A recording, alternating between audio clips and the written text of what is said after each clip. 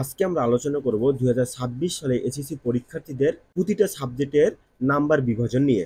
আমরা এই ক্লাসে প্রতিটা সাবজেক্টের কত বিষয় করে পরীক্ষা হবে এবং প্রশ্নের ধরন কেমন হবে এই বিষয়ে বিস্তারিত আলোচনা করব। প্রথমেই দেখো, বাংলা প্রথম পত্রে 100 নম্বরের পরীক্ষা হবে। এই 100 নম্বরের মধ্যে সৃজনশীল থাকবে 50 নম্বরের এবং বর্ণমূলক প্রশ্ন থাকবে 20 নম্বরের এবং 30 নম্বরের থাকবে হচ্ছে তোমার এমসিকিউ। এই সৃজনশীলগুলা কোথায় থেকে আসবে? দেখো, গদ্য অংশ থেকে থাকবে 4টি এবং কবিতা অংশ থেকে থাকবে 4টি, মোট 8টি থাকবে। এই 8টি সৃজনশীলের মধ্যে মিনিমাম তোমাকে 5টি সৃজনশীলের অ্যান্সার করতে হবে। দেখো, গদ্য অংশ থেকে 2টি এবং কবিতা অংশ থেকে 2টি করে মোট 5টি প্রশ্নের উত্তর দিতে হবে। এবং দেখো, সহপাঠ বা উপন্যাস অংশ থেকে 4টি বর্ণমূলক প্রশ্ন থাকবে। এই 4টি প্রশ্নের মধ্যে তোমাকে 2টি প্রশ্নের উত্তর দিতে হবে। আর এখানে প্রত্যেকটি প্রশ্নের 2টি অংশ থাকবে। ক অংশের জন্য 3 এবং খ অংশের জন্য 7 নম্বর বরাদ্দ থাকবে। অর্থাৎ একটা প্রশ্নের এই 10 নাম্বার, ক অংশের জন্য কত 3 নাম্বার, আর খ অংশের জন্য 7 নাম্বার থাকবে। এটা হচ্ছে সহপাঠ থেকে।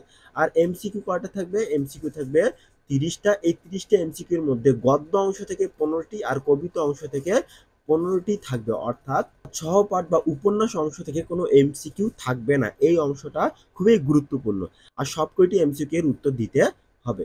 এখন আমরা আসি বাংলা দ্বিতীয় পত্র। বাংলা দ্বিতীয় পত্র ঠিক 100 নম্বরের পরীক্ষা হবে বাংলা দ্বিতীয় পত্রের। এই দ্বিতীয় পত্রের মধ্যে রচনামূলক অংশে 70 নম্বর আর বহু নির্বাচনী অংশের জন্য 30 নম্বর থাকবে। এই রচনামূলক যে 70 নম্বর হবে, এই 70 নম্বরের মধ্যে হচ্ছে অনুচ্ছেদ 2টি থাকবে, একটা দিতে হবে, একটাতেই 10 নাম্বার। তারপর চিঠিপত্র বা সংবাদ প্রতিবেদন, এই দুইটির মধ্যে একটি দিতে হবে। সারাংশ বা সারমর্ম 2টি থেকে একটি দিতে হবে। তোমরা হয়তো বা সারাংশ পড়তে পারো, না হয় সারমর্ম পড়তে পারো, কারণ 2টা থাকবে, একটা উত্তর দিতে হবে। ভাব সম্প্রসারণ 2টা থাকবে, একটার উত্তর দিতে হবে, প্রতিটাতেই 10 নাম্বার করে। বাংলা অনুবাদ একটার মধ্যে একটাই দিতে হবে, এটা বুঝতে হবে। এখানে 2টা কোনো অপশন থাকবে না। তারপর রচনা 3টির মধ্যে একটা দিতে হবে, রচনাতে 20 নম্বর। রচনা তোমাদের মিনিমাম 10 থেকে 12 পেজ রচনা লিখতে হবে, তাহলে 20 নাম্বার মধ্যে 18 পাবা। বহু নির্বাচনী 30টা থাকবে, এই 30টার মধ্যে 30টারই অ্যান্সার করতে হবে।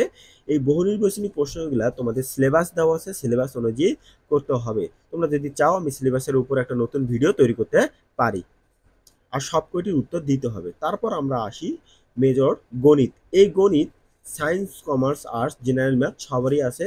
এই গণিতের প্রশ্নের মান বন্টনটা কিরকম? দেখো, সৃজনশীল প্রশ্নের জন্য 50 নম্বর আর সংক্ষিপ্ত প্রশ্নের জন্য 20 নম্বর এবং বহুনির্বাচনী প্রশ্নের জন্য 30 নম্বর থাকবে। অর্থাৎ 50 নম্বরের জন্য সৃজনশীল, 20 নম্বরে সংক্ষিপ্ত প্রশ্ন আর 30 নম্বরে এমসিকিউ। এই যে 20 নম্বরের সংক্ষিপ্ত প্রশ্ন, এখানে 10টা প্রশ্ন থাকবে, 10টাতে 20 নাম্বার, কারণ প্রতিটা সংক্ষিপ্ত প্রশ্নের জন্য 2 নম্বর করে থাকবে। ঠিক আছে?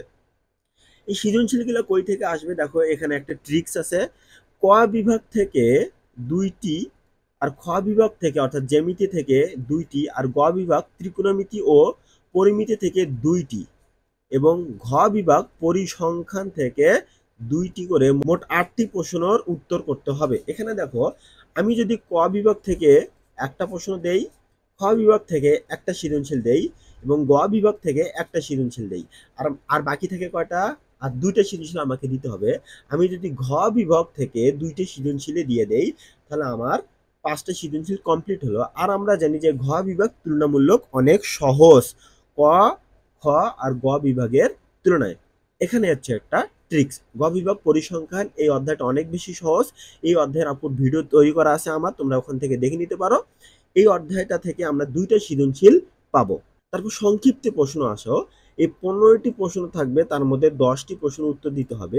তোমাদের বলে রাখি, ঘ বিভাগ থেকেই 4টা প্রশ্ন থাকবে। এই সংক্ষিপ্ত প্রশ্নের মধ্যে ঘ বিভাগ থেকেই 4টা প্রশ্ন থাকবে, আর বাকি 3টা বিভাগ থেকে প্রশ্ন থাকবে তোমার 11টা বা 10টা। ঠিক আছে? আর বহু নির্বাচনী প্রশ্ন হচ্ছে 30টা বহু নির্বাচনী প্রশ্ন থাকবে, 30টার মধ্যে তোমাকে 30টাই অ্যান্সার করতে হবে। এই 30টা বহু নির্বাচনী প্রশ্নের মধ্যে বীজগণিত অংশ থেকে থাকবে 10 থেকে 15টি আর জ্যামিতি অংশ থেকে থাকবে 10 থেকে 13টি। এই জ্যামিতি অংশটা অনেক বেশি সহজ, তোমরা খুব সহজে এখান থেকে এমসিকিউ প্রশ্নগুলো দাগাইতে পারো। আমি এখান থেকে তোমরা চাইলে এই জ্যামিতি অধ্যায়ের উপর এমসিকিউ সলভ ক্লাস আমি নিয়ে আসতে পারি, তোমরা কমেন্টে জানাই দিতে পারো আমি নিয়ে আসবো কিনা। আর পরিমিতি ও পরিসংখ্যান থেকে 5টি প্রশ্ন থাকবে, 5টি এমসিকিউ দাগাইতে হবে। আশা করি শিক্ষার্থী বন্ধুরা তোমরা বুঝতে পারছো। তোমরা যদি চাও আমি তোমাদের প্রতিটা সাবজেক্টের সিলেবাস সম্পর্কে বিস্তারিত আলোচনা করতে পারি, তোমরা যদি ওই সম্পর্কে ভিডিও চাও কমেন্টে জানিয়ে দিতে পারো। ধন্যবাদ সবাইকে।